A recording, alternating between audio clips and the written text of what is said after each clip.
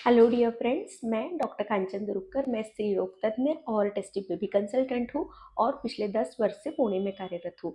आज हम आईवीएफ में यूज़ होने वाले माइल्ड स्टिमुलेशन प्रोटोकॉल के बारे में जानने वाले हैं।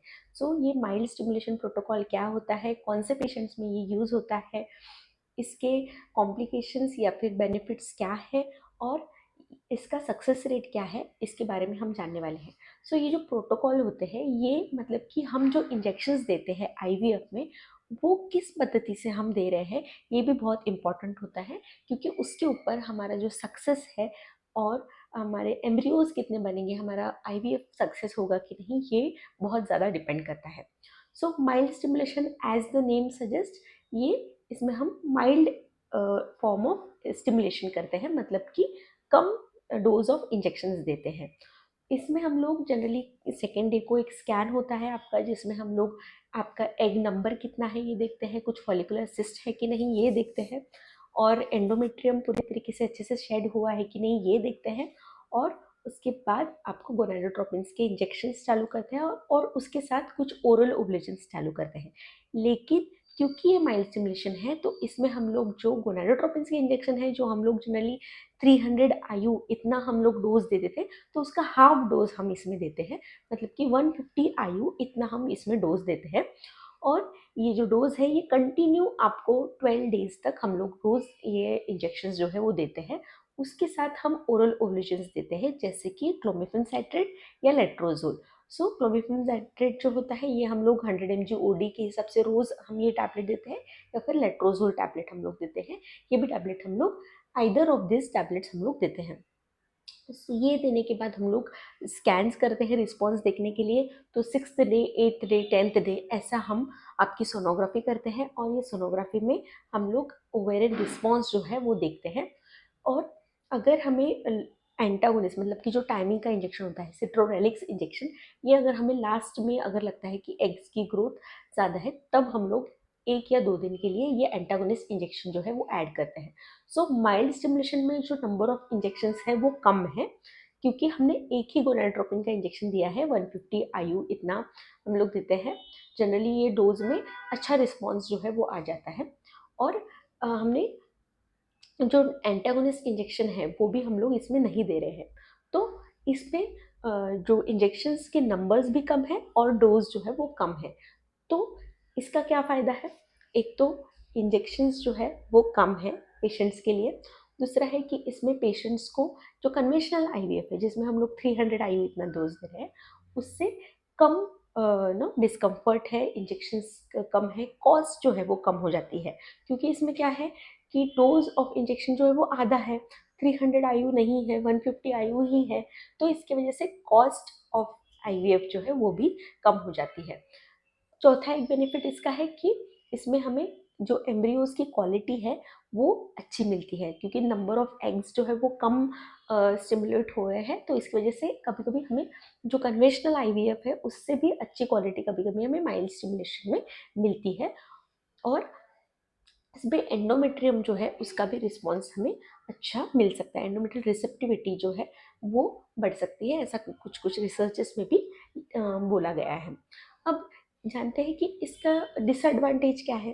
माइल्ड स्टिमुलेशन होने की वजह से इसमें हम लोग कितने एग्स बना रहे हैं। इसमें जनरली जो हम लोग प्लान करते थे कि 8 से ज़्यादा 10 to 15 एग्स बने कन्वेंशनल आईवीएफ में।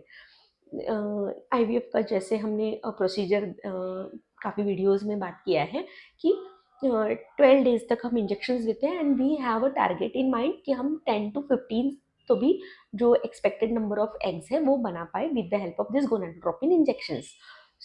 ये जो एग्स बनते हैं 10 to 15, ये कन्वेंशनल आईवीएफ में, मतलब कि हम लोग 300 आयु इतना डोज दे रहे हैं तब ये बनते हैं। जब हम लोग ये माइल्ड स्टिमुलेशन करते हैं, तो हमें एक्सपेक्टेड नंबर ऑफ फॉलिकल्स जो रहते हैं वो 7 to 8 अराउंड ये हमें एग्स जो है वो बनते हैं। माइल्ड स्टिमुलेशन का मोटो ही वही है कि हमें नंबर ऑफ एग्स जो है वो कम जो स्टिमुलेशन चाहिए होता है। इसकी वजह से हमें 7, मैक्सिमम 10, 12 एग्स तक बन सकते हैं इसमें, डिपेंडिंग अपॉन पेशेंट्स का रिस्पॉन्स कैसा है इसके ऊपर। पेशेंट के 7 to 12 भी हमें माइल्ड स्टिमुलेशन में एग्स जो है वो मिल सकते हैं। सो अगेन ये जो स्टिमुलेशन होने के बाद हम ट्रिगर देते हैं पेशेंट्स को, तो ट्रिगर जो है वो डिपेंड करता है। कभी कभी हम डुअल ट्रिगर देते हैं जिसमें हम रिकॉम्बिनेंट एससीजी के साथ अगोनिस्ट पैमोरेलिन इंजेक्शन देते हैं, डेका इंजेक्शन देते हैं, या फिर हम लोग एक नॉवल ट्रिगर भी देते हैं जिसमें हम लोग 3 इंजेक्शंस देते हैं, जिसमें हम लोग एक आरएफएसएच जो होता है, मतलब कि यूरोपॉलीट्रोपिन जो होता है, ये कुछ हायर डोज में ये इंजेक्शन, और साथ में डुअल ट्रिगर जो है आरएचसीजी और अगोनिस्ट का इंजेक्शन, ये ट्रिगर देते हैं जिसे हम नॉवल ट्रिगर ऐसा कहते हैं। सो डुअल ट्रिगर या नॉवल ट्रिगर, ये हम लोग रिस्पॉन्स कितना है इसके ऊपर सारी चीज़ें जो है वो स्ट्रैटिफाई करते हैं, और उसके बाद पिकअप जो है वो आपका 36 आवर्स में होता है। सो 34 टू 36 आवर्स में आपका होम पिकअप जो है होता है। सो ये हो गया है कि हमने इसके प्रोज और कॉन्स जाने, और हमने देखा कि कैसे हम लोग इसमें कम डोज में ही अच्छा ओवरियन स्टिमुलेशन जो है वो हमें मिल सकता है। अब जानेंगे कि कौन से पेशेंट्स में ये हम लोग यूज़ कर सकते हैं। तो पीसीओएस पेशेंट में जिनमें ओएचएसएस की रिस्क हो सकती है, या फिर प्रीवियसली उनका हिस्ट्री है ओएचएसएस का, मतलब कि ओवेरियन हाइपर स्टिमुलेशन सिंड्रोम जिनको हुआ है, ज़्यादा ओवरी स्टिमुलेट हुई है, ऐसे पेशेंट्स के लिए हम ये माइल्ड स्टिमुलेशन जो है वो ज़रूर यूज़ कर सकते हैं। तो माइल्ड स्टिमुलेशन में ओएचएसएस का जो रिस्क है वो कम रहता है, क्योंकि इसमें डोज ऑफ इंजेक्शन ही हम कम दे रहे हैं, तो नंबर ऑफ एग्स जो है वो कम बन रहे हैं, तो इसके वजह से ओएचएसएस का रिस्क जो है वो एक तो कम रहता है। उसके अलावा पुअर ओवेरियन रिस्पॉन्स जिनको है, मतलब कि ओवेरियन रिजर्व जिनका कम है, लो एएमएच है जिनको, ऐसे पेशेंट में भी जिनमें मल्टीपल साइकिल्स लगते हैं, मतलब एक ही साइकिल में हमें मैक्सिमम नंबर ऑफ एग्स जो है वो नहीं रिट्रू हो सकते हैं, तो हमें सेकेंड साइकिल के लिए जाना पड़ता है। ऐसे पेशेंट्स में भी हम ये माइल्ड स्टिमुलेशन जो है वो यूज़ कर सकते हैं। सो इसे हम ऊसाइड पुलिंग ऐसा कहते हैं। तो ऊसाइड पुलिंग में हम लोग माइल्ड स्टिमुलेशन प्रोटोकॉल जो है वो यूज़ करते हैं, और काफ़ी सारे पेशेंट्स में हमने ऐसा देखा है कि बहुत ही अच्छा उनमें रिस्पॉन्स मिलता है, हमें एग्स की क्वालिटी अच्छी मिलती है, और उनके एम्ब्रियोज जो है वो भी अच्छे क्वालिटी के मिलने में हमें मदद होती है with the help of this mild stimulation.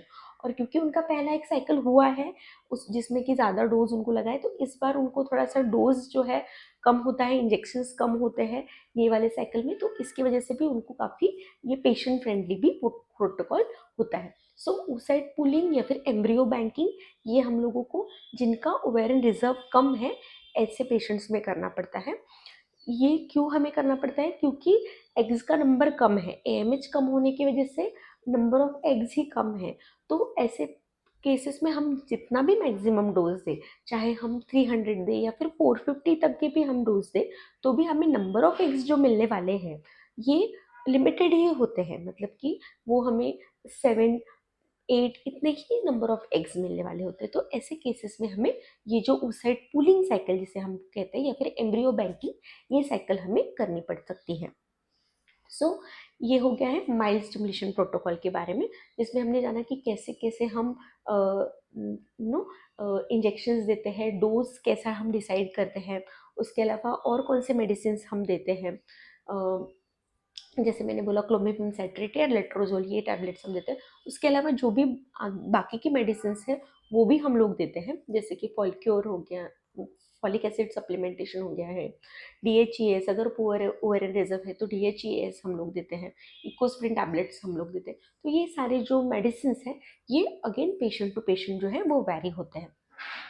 ये मेडिसिन जो है वो अगेन एक क्वालिटी को इम्प्रूव करने में मदद करते हैं। सो माइल्ड स्टिमुलेशन प्रोटोकॉल जो है ये एक पेशेंट फ्रेंडली प्रोटोकॉल है। ओएचएसएस मतलब कि हाइपर स्टिमुलेशन अवॉइड करने के लिए ये प्रोटोकॉल जो है हम ज़रूर यूज़ कर सकते हैं, और जिनको उस साइड कूलिंग लगने वाला है, मतलब कि 2 साइकिल्स लगने वाली है because of low variant reserve, उनके लिए भी ये प्रोटोकॉल जो है वो हम ज़रूर यूज़ कर सकते हैं। इवन डोनर पेशेंट्स जो है, मतलब कि एग डोनर्स जो है, उनके लिए भी हम ये माइल्ड स्टिमुलेशन प्रोटोकॉल जो है वो यूज़ करते हैं, क्योंकि डोनर जो पेशेंट्स है, मतलब जो एग्स जो है वो दूसरे पेशेंट्स के लिए डोनेट करने वाले, ऐसे डोनर्स जो है उनमें भी हाइपर स्टिमुलेशन नहीं होना चाहिए, इसके लिए भी हम ये प्रोटोकॉल जो है वो यूज़ करते हैं। So this was about mild stimulation protocol. I hope you like this video, and if at all you like this video, you found this video to be informative, please subscribe our channel. Thank you so much.